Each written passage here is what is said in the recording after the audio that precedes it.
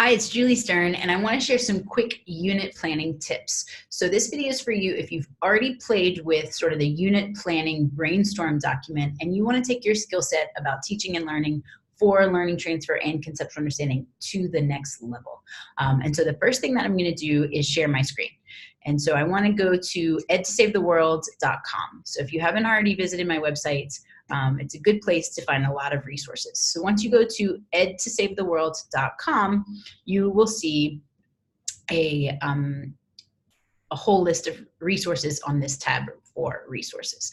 So go over here and click on Unit Planning Brainstorm, and this document pops up. So hopefully you've already played with this and it's not your first time seeing it. But the first thing that I advise teachers to do is to look at their learner outcomes or standards documents. So the first thing is look at those and see what the nouns are or the organizing ideas in those documents.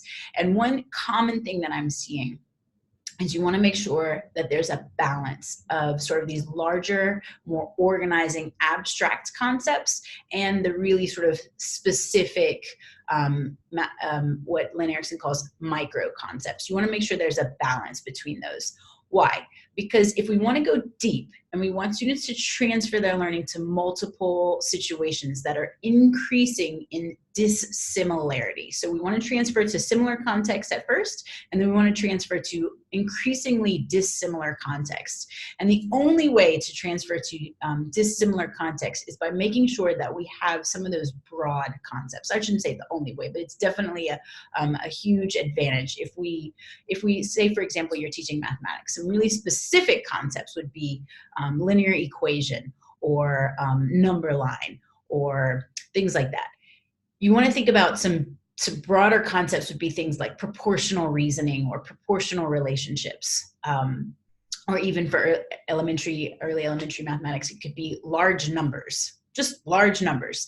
And that way you can play with a lot of what are the patterns in large numbers? What patterns can we find in large numbers? That can get you to skip counting, estimation, things like that. And so the more abstract the concepts, the more we can transfer to increasingly dissimilar situations.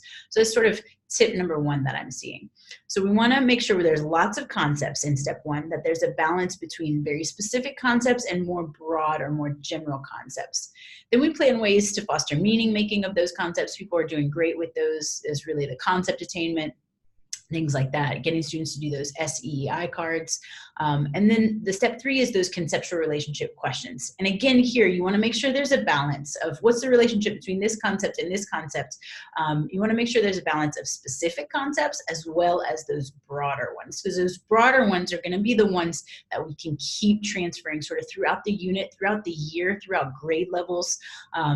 Those broader ones are really key to get students to really transfer their understanding to multiple situations. And that brings us to my second tip, which is step four is where we think about different contexts. And so one thing I'm seeing is sometimes we have to think about our sort of broader topic for the unit. Say one example I'm seeing a lot in science is changes to the earth.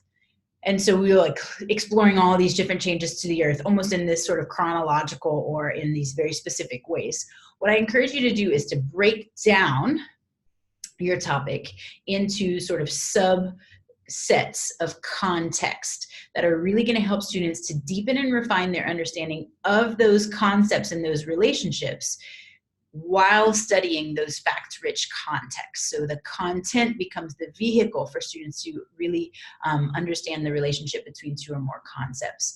And so another one I'm seeing with secondary English language arts teachers is sometimes you'll have a focused novel or a play, maybe Romeo and Juliet, maybe Lord of the Flies, and you'll spend like 6-7 weeks studying that one text.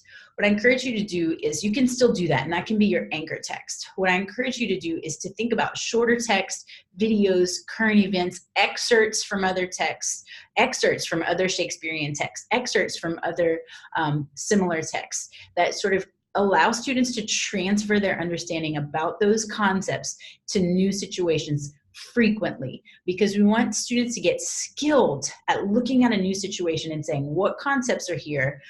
How does my previous understanding apply? And how does my understanding sort of it deepened or refined or even changed based on this new situation? That's really the goal that we're trying to do here, so that students can really start to see patterns in the world, start to see patterns in their other classes, and they get skilled at transferring their learning to new situations. So I hope that's useful. I hope you will let me know. Oh, sorry, one more thing I want to share is this assessment brainstorm tool. So it's on my website. It's the latest document that I've created and put on there. It helps you to plan the summative assessment. And so there's a completed one, both of that brainstorming planning document and this assessment brainstorm document, for you to start thinking about your summative assessment. And so it's got success criteria here.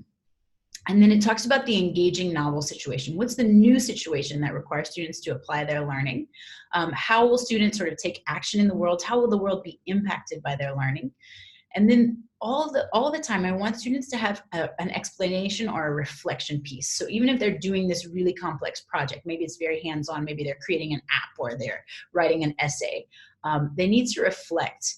And so this whole box sort of lets you as the teacher think about how you're going to get students to reflect on that. And then the final box down here is really just a teacher self-check. It's something that I just put some questions there to help you think about your assessment and help you think about your unit planning and how you might edit or refine some things to make sure you're hitting at learning transfer the best that we can. So again, keep in touch. Let me know if this was useful and how I can continue to support you.